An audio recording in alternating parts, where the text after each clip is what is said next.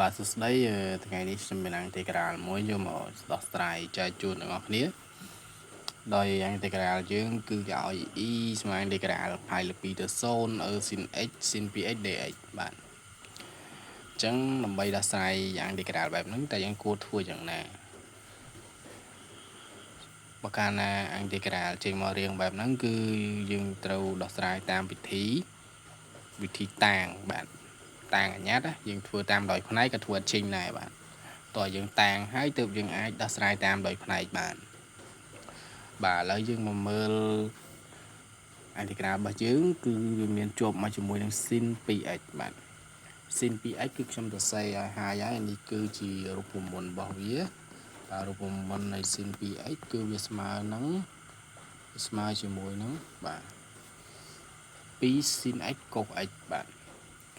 អញ្ចឹងយើងដឹងរូបមន្តវាហើយគឺយើងអាចងាយស្រួលនៅក្នុងការគណនាអន្តេក្រាលហើយអញ្ចឹងយើងស្មើមកបាទ e របស់យើងហ្នឹងបាទស្មើនឹងហើយលើ2ទៅ0បាទ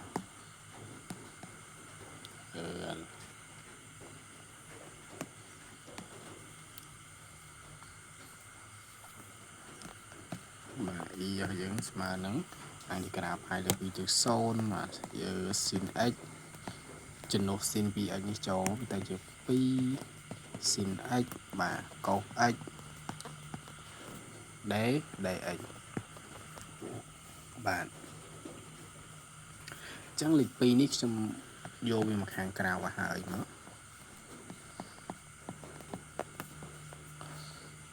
sin x បាទ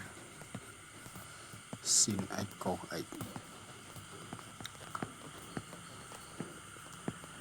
dx បាទឥឡូវនេះគឺដល់រៀងរបស់វាហើយយើងសង្កេតទៅមើល sin x ស្វ័យគុណ sin x បាទ sin x cos x បាទអញ្ចឹងវាមាន sin x ផងវាមាន cos x ផងហើយវាមានស្វ័យគុណ sin x ផងអញ្ចឹងគឺវាមានកត្តារួមមួយ sin x ហើយបាទជាងដែលយើងសង្កេតឃើញថា derivative នៃ sin x វាស្មើនឹង cos x បាទអញ្ចឹងយើងតាងតម្លៃមួយស្មើនឹង sin x មកដើម្បីងាយស្រួលក្នុងការគណនាតទៀតបាទឥឡូវខ្ញុំសុំតាងតេចុះបាទតេស្មើនឹង sin x បាទអញ្ចឹងបើតេស្មើនឹង sin x អញ្ចឹង dt ស្មើនឹង cos x បាទជាប់ជាមួយនឹង dx បាទឥឡូវបើយើងតាំងតេស្មើ sin x ឥឡូវយើងវិចារមកវិចាររកតម្លៃកំណត់វាមកបាទបើកាលណា x ស្មើជាមួយនឹងបាទស្មើជាមួយនឹងផាយលើ2អញ្ចឹងនាំឲ្យ sin x យើងស្មើនឹងប្រហែលsin pi sin x សំទោសតេយើងស្មើនឹង sin x ចឹងស្មើនឹង sin pi លើ2ស្មើនឹងប្រហែលស្មើ1បាទកាលណា x ស្មើ0តេយើងក៏ស្មើនឹង sin 0បាទច្បាស់ណាស់ស្មើ0បាទអញ្ចឹងក្រោយពីយើងបានតាំងរួចហើយយើងយកតម្លៃតាំងអស់ហ្នឹងគឺតេស្មើ sin x ហ្នឹងរួមជាមួយ dt ស្មើ cos x dx ហ្នឹងយកចំនួនចូលអន្តេក្រាល e បាទឥឡូវយើងចាប់ផ្ដើមគណនាតទៀតបាទ e ស្មើនឹងបាទអន្តេក្រាលបាទតម្លៃកំណត់វាគឺយើងដាក់1ទៅ0វិញនៃ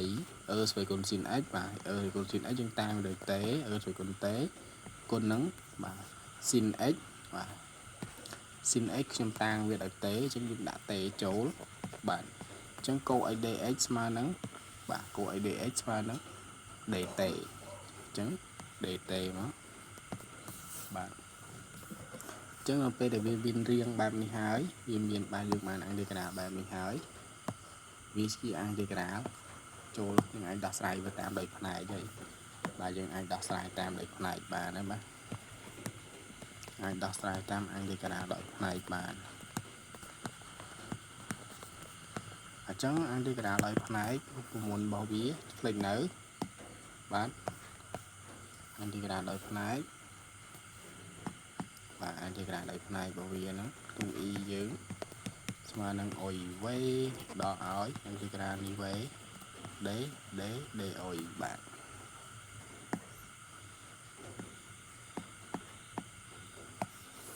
ងាយទេបាទ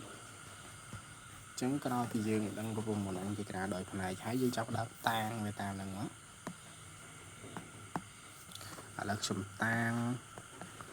អុយស្មើនឹងតេចឹងដេអុយស្មើនឹងដេតេបាទចឹងដេវេស្មើនឹងសុយកុនតេចឹងច្បាស់ណាស់វេក៏ស្មើនឹងសុយកុនតេដែរបាទចឹងក្រោយខ្ញុំតាំងហើយខ្ញុំគណនាយកចឹង e យើងស្មើនឹងបាទអុយវេអុយគឺតេវេយើងគឺតេបាទអញ្ចឹងទៅជាតេតេបាទកំណត់ពី1ទៅ0ដល់ឲ្យវេដេអុយបាទតេស្មើឲ្យវេដេអុយស្មើដេតេបាទអញ្ចឹងយើងអាំងមកកំណត់ពី1ទៅ0ណាបាទចានេះតេតេ1ទៅ0បាទយើងអាំងមកវាចេញដកតេបាទ1 0បាទស្មើនឹងតេដកឲ្យតេបាទស្មើជំនួសលេខចូលបាទនេះវាទៅជា1ស្វ័យគុណ1ដកឲ្យស្វ័យគុណ1បាទដកបាទអានេះ0គុណនឹងស្វ័យគុណ0ដកឲ្យស្វ័យគុណ0បាទអញ្ចឹងយើងគណនាមកតម្លៃរបស់វាចានេះវាចេញ0បាទដកឲ្យបាទ0គុណនឹងចេញ0ចំណែកនេះដក1បាទអញ្ចឹងតម្លៃរបស់វាចេញ0ដកឲ្យដក1ចេញបូក1បាទអញ្ចឹង e របស់យើងស្មើនឹង1បាទហើយដូចនេះ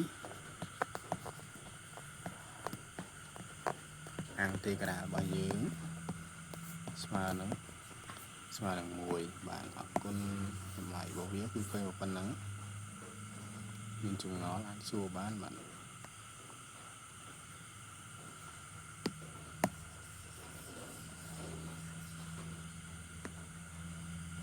ងាយទេអត់មានបាយទេអានេះ